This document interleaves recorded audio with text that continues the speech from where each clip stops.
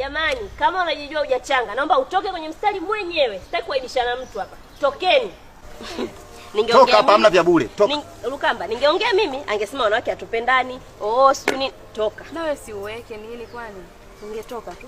Tutakusaidia. Lukamba unaleta roho ngumu hadi wewe.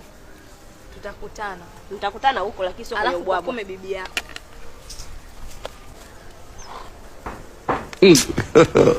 God have mercy. Na mtu naomba atoke.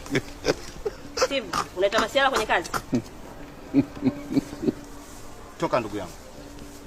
Chausi Mangala, naomba utoke.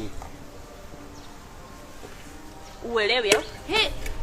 Umekucha. Sosa. Una hela huko. Una sosa. Wali tu mnakuwa wakali hivyo. Ndio kipabinduki usitatuua wewe. Mtakuwa hivyo maskini hivyo. Mtakachofaulu ni kunyima watu wali. Watu eti bora wafe na njaa. Mnaona kila mtu ni mzima eti. Eti nafika pale mtu ananiambia eti wewe toka. Jamani, na mishipa imekukoma kabisa Lukamba. Unanifukuza. Kwa hiyo Steve anataka kulia kisa chakula.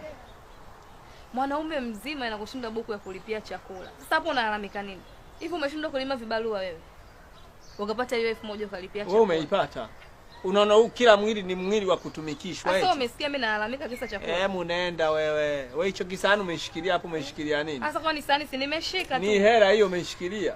Unavyosema nzio apate hela. Hivi unadhani mimi ningeenda kwa chakula? Wewe nenda bwana, una nyota wewe. Ningekosa. Umekosa, ndio maana umekosa. Wewe umekuja hapa nusu ulie kisa chakula. Sogea mbele. Lukamba, hiki chakula bwana.